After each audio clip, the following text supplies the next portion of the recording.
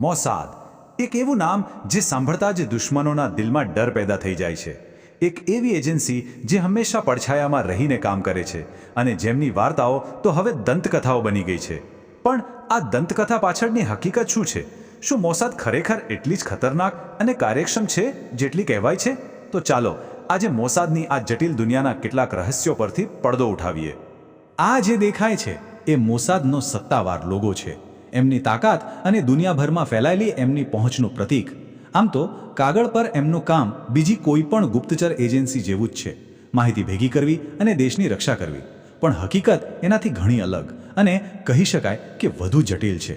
Mossad પોતાની કાર્યપદ્ધતિ માટે કુખ્યાત છે, જે ઘણીવાર કાયદા અને નૈતિકતાની બધી જ સીમાઓ ઓળંગી જાય છે. દુનિયાના કોઈ પણ ખૂણેથી શોધીને ખતમ કરી નાખવા. આ માત્ર એક ધમકી નથી, આ મોસાદની કામ કરવાની રીત છે. અને આ જ વિચારધારાએ તેને કિલિંગ મશીન જેવું ઉપનામ આપ્યું છે. એમના માટે કોઈ પણ ટાર્ગેટ પહોંચની બહાર નથી અને દુનિયાની કોઈ પણ સરહદ તેમને રોકી શકતી નથી. તો આ ચર્ચામાં આપણે મોસાદના જન્મથી લઈને તેના સૌથી ખતરનાક મિશનો સુધીની આખી સફર કરીશું. આપણે એ સમજવાનો પ્રયત્ન કરીશું કે કેવી રીતે એક નાનકડી સંસ્થા દુનિયાની સૌથી ભયાનક ગુપ્તચર એજન્સીઓમાંની એક બની ગઈ. દરેક કહાનીની એક શરૂઆત હોય છે અને મોસાદની કહાની તો ઇઝરાયેલના નિર્માણ સાથે જોડાયેલી છે.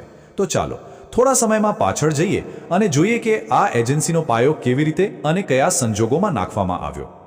મોસાદનો વિકાસ ખૂબ જ ઝડપથી થયો, પણ સૌથી મોટો વળાંક આવ્યો 1951માં. ત્યારે તેને સીધું જ વડાપ્રધાનના હાથ નીચે મૂકી દેવામાં આવ્યું. આનો મતલબ શું હતો? મતલબ સીધો હતો. હવે મોસાદ કોઈને પણ જવાબદાર નહોતું, સિવાય કે દેશના સૌથી શક્તિશાળી વ્યક્તિને. આ એક જ નિર્ણયે તેને અમર્યાદિત શક્તિ અને નિર્ણયો લેવાની એવી આઝાદી આપી જે એના ભવિષ્યના ઓપરેશન્સ માટે નિર્ણાયક સાબિત થઈ. ઇતિહાસ તો આપણે સમજી લીધો, હવે સમય છે મોસાદને એક્શનમાં જોવાનો. ચાલો આપણે તેના સૌથી ગુપ્ત અને ઘાતક એકમોની દુનિયામાં જઈએ. એવા એકમો જે પડછાયામાં રહીને એવા મિશન્સને અંજામ આપે છે જેની દુનિયાને ભાગ્યે જ ખબર પડે છે. કિડોન, જેનો હિબ્રુમાં અર્થ થાય છે સંગીન કે ભાલુ, આ મોસાદની એ પાંખ છે જેના વિશે બહુ ઓછી માહિતી ઉપલબ્ધ છે. એટલું જ જાણીતું છે કે તેમાં હત્યાના નિષ્ણાતો ભરેલા છે. આ એજન્ટ્સ મોસાદનું સૌથી ઘાતક હથિયાર છે. તેઓ ક્યારે, ક્યાં અને કેવી રીતે હુમલો કરશે એ કોઈ નથી જાણતું. ચાલો એમના જ એક મિશન પર નજર કરીએ. બીજું વિશ્વયુદ્ધ ભલે સમાપ્ત થઈ ગયું હતું, પણ ન્યાય હજુ બાકી હતું. હજારો યહૂદીઓનો હત્યારો, એક નાઝી યુદ્ધ અપરાધી હર્બર્ટ કુકુર્સ દક્ષિણ અમેરિકામાં ક્યાંક છુપાઈને બેઠો હતો. અને હા, મોસાદ તેની પાછળ જ હતી. મોસાદે એકદમ જટિલ જાળ બિછાવી. એક એજન્ટે અબજોપતિ બિઝનેસમેનનો વેશ ધારણ કર્યો અને કુકુર્સને પૈસા અને ધંધાની લાલચ આપી. વર્ષો તે છુપાયેલો કુકુર્સ આ લાલચમાં એવો ફસાયો કે સીધો જ મોતના મુખમાં પહોંચી ગયો. આ ઓપરેશન મોસાદની ધીરજ અને મનોવૈજ્ઞાનિક યુદ્ધમાં તેમની નિપુણતાનો ઉત્તમ નમૂનો છે. તેના મૃતદેહને એક મોટા સૂટકેસમાં મૂકી દેવામાં આવ્યો.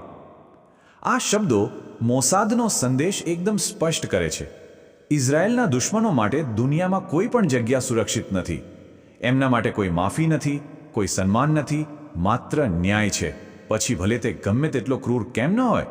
પણ હત્યા જ મોસાદનું એકમાત્ર હથિયાર નથી. તેઓ બંદૂક જેટલી જ કુશળતાથી મગજનો પણ ઉપયોગ કરે છે. તો ચાલો હવે જોઈએ કે કેવી રીતે તેઓ જાસૂસી, છેતરપિંડી અને અપહરણ જેવી પદ્ધતિઓથી પોતાના લક્ષ્ય સુધી પહોંચે છે. દરેક શિકારીની પોતાની એક ખાસ જાળ હોય છે. મોસાદની આ જાળ પ્રેમ અને છેતરપિંડીના તાંતણે વણાયેલી હતી. અને શિકાર કોણ હતો? એક એવો માણસ જેણે પોતાના જ દેશના સૌથી મોટા રહસ્ય સાથે ગદ્દારી કરી હતી. આ એક ક્લાસિક હની ટ્રેપ ઓપરેશન હતું, એટલે કે કોઈને પ્રેમ અને આકર્ષણની જાળમાં ફસાવીને નિશાન બનાવવું. મોસાદની એક ખૂબસૂરત એજન્ટે વાનુનુને પોતાના પ્રેમમાં પાગલ કરી દીધો અને પ્રેમમાં એટલો અંધ થઈ ગયો કે એને ખબર જ ન પડી કે તે રોમની રોમેન્ટિક ગલીઓમાંથી સીધો જ ઇઝરાયેલની જેલમાં પહોંચી રહ્યો છે. જાસૂસીની દુનિયામાં કેટલાક નામો અમર થઈ જાય છે. એલી કોહેન એ એવું જ એક નામ છે. એમની વાર્તા એટલી અવિશ્વસનીય છે કે કોઈ ફિલ્મની સ્ક્રિપ્ટ જેવી લાગે, પણ એ બિલકુલ સાચી હતી. જરા વિચારો, એક જાસૂસ દુશ્મન દેશમાં જાય છે, એક નવી ઓળખ બનાવે છે અને ધીમે ધીમે સીધો જ સત્તાના કેન્દ્ર સુધી પહોંચી જાય છે. એલી કોહેને આ કરી બતાવ્યું. તે સિરિયાના સંરક્ષણ મંત્રીના એટલા નજીક પહોંચી ગયા હતા કે તેમને આગામી નાયબ સંરક્ષણ મંત્રી માનવામાં આવતા હતા અને એમણે આપેલી માહિતીએ 1967ના યુદ્ધમાં ઇઝરાયલને એક નિર્ણાયક જીત અપાવવામાં મદદ કરી હતી. જેમ જેમ સમય બદલાયો તેમ તેમ મોસાદની પદ્ધતિઓ પણ બદલાઈ. ટેકનોલોજીએ જાસૂસીની આખી દુનિયાને બદલી નાખી છે. હવે ઓપરેશન્સ વધુ જટિલ, મોટા પાયે અને ટેકનોલોજી પર આધારિત હોય છે. અને દુબઈમાં થયેલી આ હત્યા એનું જીવંત ઉદાહરણ છે. 33 એક વ્યક્તિને મારવા માટે 33 એજન્ટો? આ આંકડો જ બતાવે છે કે આ મિશન કેટલું મહત્વનું અને જટિલ હશે. આ કોઈ સામાન્ય હત્યા નહોતી.